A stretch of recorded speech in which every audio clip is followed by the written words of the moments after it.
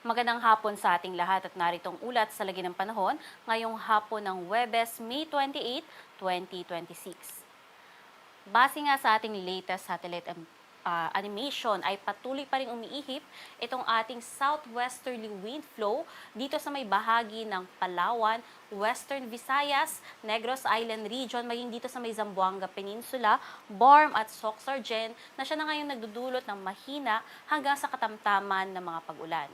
Samantala, yung bagyo nga, sa labas ng ating Philippine Area of Responsibility ay huling namataan sa layong 1,245 kilometers silangan ng southeastern Luzon. Sa ngayon, may taglayan na lakas ng hangin na umaabot ng 75 kilometers per hour malapit sa sentro at pagbugso na umaabot pa hanggang 90 kilometers per hour. At kumikilos nga yan pa-north-northwestward o hilaga-hilagang kanluran ng mabagal. At yung trough nga nitong nasabing bagyo po natin sa labas ng PAR, ang siya ngayon nakakaapekto sa iba pang bahagi ng Mindanao, nagdudulot ng maulap na kalangitan at mahina hanggang sa katamtaman din ng mga pag-ulan. Sa nalabing bahagi naman ng ating bansa, iiral pa rin yung localized thunderstorms. Kaya asahan natin yung mga pabugso-bugso ng mga pag-ulan, pagkidlat at pagkulog, lalong-lalo na sa hapon o gabi. Base nga sa latest forecast track ng Pag-asa hinggil nga dito sa papasok na bagyo, inaasahan na nga natin na posible na nga yung makapasok sa loob ng ating PAR ngayong gabi o bukas ng madaling araw at papangalanan nga natin yan na si Bagyong Doming. Si Bagyong Doming nga ay patuloy na kikilos pahilagang kanluran sa karagatan ng Pilipinas at maaari pa yung patuloy na lumakas at maaaring ma-reach nito ang peak na intensity o yung taas na kategorya niya by Saturday na kung saan aabot yan up to typhoon category. Inaasahan nga natin na pagsapit ng linggo, mas hihilaga pa yung pag-track nito at maaari na nga yung makalabas sa loob ng ating PAR by Lunes. At kung titingnan din natin yung kanyang cone of probability ay mababa nga yung chance nito na maglandfall sa alinmang bahagi ng ating bansa. At although mababa rin yung chance na magtaas tayo ng wind signal, ay hindi pa rin natin niro-rule out yung posibilidad nito, especially dito sa may parte na extreme northern Luzon, kung saan mas lalapit itong nakikita po natin na bagyo. At maaari din niya magdulot ng mga katamtaman hanggang sa matataas na mga pag-alon.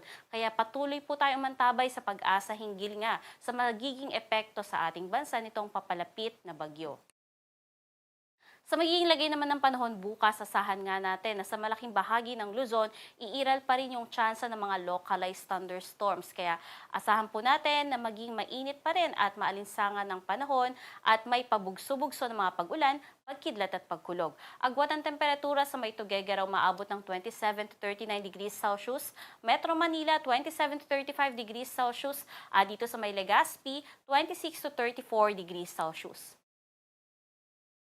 Sa magiging lagay naman ng panahon dito sa may bahagi ng Palawan, Western Visayas, Negros Island Region, maging sa may Zamboanga Peninsula, Borm, Soxargen, magpapatuloy po yung mga pag-ulan dyan dala ng southwesterly wind flow. At dahil nga papataas yung track po ng bagyo po natin, sa nakikita natin improving weather conditions na dito sa may Northern Mindanao, Caraga and Davao Region by tomorrow, at asahan na lang po yung chances na mga localized thunderstorm, including dito sa may parts ng Central and Eastern Visayas. Agwat ang temperatura sa may Puerto Princesa umaabot ng 26 to 32 degrees Celsius Tacloban, 26 to 33 degrees Celsius samantalang sa Zamboanga, 26 to 31 degrees Celsius at dito naman sa Davao, 25 to 34 degrees Celsius. Sa magiging lagay ng ating karagatan, wala pa rin tayong nakataas na gale warning kaya malayong maglalayag lahat ng sasakyang pandagat. Mananatili pa rin na banayad hanggang sa katamtaman ang mga pag-alon. At sa magiging lagay ng panahon sa susunod na 3 araw dito sa Luzon, asahan nga natin na magpapatuloy mga pag-ulan dito sa may bahagi ng Bicol Region including Legazpi City sa susunod na 3 araw. Samantalang yung mga paulan na yan, maaari pang umabot sa may bahagi ng Mimaropa at yung trough naman ng papalapit na bagyo. Dito sa may parte ng Northern Luzon, maaaring makaabot yan at magpapaulan sa may parte ng Ilocos Norte, maging dito sa may Batanes at Cagayan, Isabela ng Sabado at pagsapit ng Linggo, yung trough po niyan ay maaari na magpaulan sa buong bahagi ng Ilocos Region. Pagsapit naman po ng Lunes, asahan natin na sa malaking bahagi ng Luzon, kasama ang malaking bahagi ng Central Luzon, maging yung katimugang bahagi ng Northern Luzon including Pangasinan, maging sa may La Union at Benguet kasama ang Baguio City, makararanas na rin po dyan ng malalakas na mga pag-ulan. Katamtaman hanggang sa malalakas na mga pag-ulan, dala po yan ng southwesterly wind flow or habagat. Kaya iba yung pag-iingat po sa ating mga kababayan dahil sa pagpasok po ng next week, asahan po natin yung mas matataas pa na tsansa ng mga pag-ulan dito sa Luzon.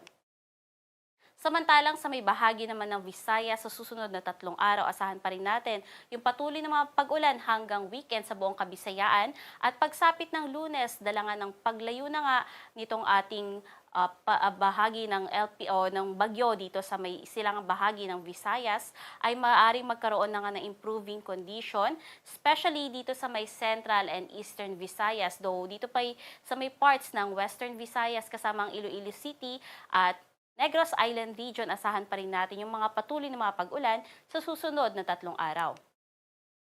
Samantalang dito naman sa may bahaging Mindanao, similar weather condition, patuloy pa rin yung mga pag-ulan sa buong Mindanao by weekend, ngunit pagsapit ng Lunes ay improving condition na nga dito sa may parts, especially sa may Caraga and Davao region. Pero may mga pag-ulan pa rin tayong asahan, especially dito sa may parts ng Zamboanga Peninsula at Northern Mindanao, kasama ang Cagayan de Oro City at Zamboanga City. Base naman sa ating tropical cyclone threat potential, inaasahan nga natin na papasok na nga yung ating bagyo dito sa loob ng PAR mamayang gabi bukas sa madaling araw na kung saan tatahak lamang yan dito sa karagatan ng ating bansa. At within this week din, maaaring may mamuo na isa na namang low pressure area na merong mababa hanggang sa katamtaman na tsansa na magiging isang ganap na bagyo dito sa may kanlurang bahagi ng Luzon. By next week, pagkalabas nga nitong binabantayan nating bagyo ay maaari na naman yang muling pumasok itong mamumuo sa may western section ng Luzon at maaari nga yung tumahak pa northeastward. Bagaman sa ngayon nga ay mataas pa rin yung uncertainty ng forecast na to dahil meron tayong forecast time na umaabot ng up to 2 weeks, kaya manatili pa rin tayong mantabay sa pag-asa hinggil nga sa mga posibleng pagbabago na mga nakikita nating maaaring developments ng low pressure area at bagyo. Dito sa Kalakhang, Maynila, ang araw ay lulubog ng alas 6:21 ng hapon at sisikat naman yan bukas ng alas 5:26 ng umaga. Manatiling may alam sa lagi ng panahon at bisitahin ang ating mga social media pages sa X, Facebook at YouTube at i-search lamang ang DOST Pag-asa. At para sa mga karagdagang impormasyon ay bisitahin ang ating website pag-asa.dost.gov.ph at panahon.gov.ph.